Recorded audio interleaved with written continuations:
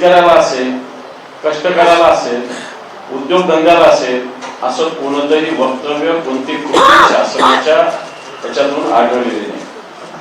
कायदा सुव्यवस्थेची स्थिती या महाराष्ट्रातील सरकार आल्यानंतर आणि आधी सुद्धा मोठ्या प्रमाणात बिघडलेली आहेच.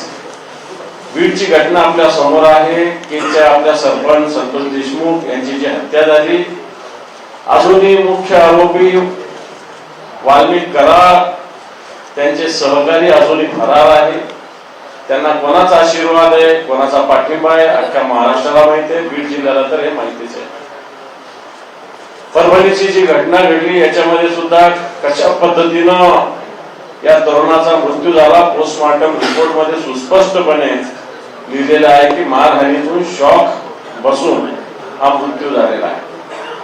कल्याणमध्ये मराठी माणसावर कशा पद्धतीनं परप्रांतीयांनी हल्ले केले आणि मुख्यमंत्री कार्यालयातून तुम्हाला फोन येईल अशा प्रकारची धमकी दिली, या सगळ्या गोष्टी बघितल्या. त्याचप्रमाणे मग सोयाबीनचा विषय असेल, कापसाचा विषय असेल, धानाचा विषय असेल, या सगळ्या स्थितीमध्ये सरकारने शेतकऱ्यांना न्याय मिळेल असं कोणतीही कृती केली.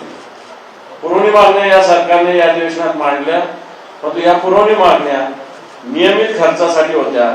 विकासाच्या दृष्टीनं कोणत्याही प्रकारे या पुरवणी मागण्यातून विकासाच्या दृष्टीने एक छदावी देण्यात आला.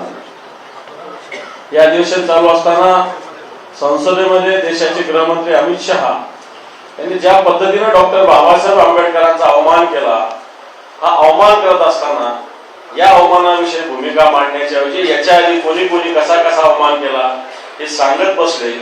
याचा अर्थ डॉक्टर बाबासाहेब आंबेडकरांचा अवमान त्यांनी केला हे सुस्पष्टपणे दिसलं.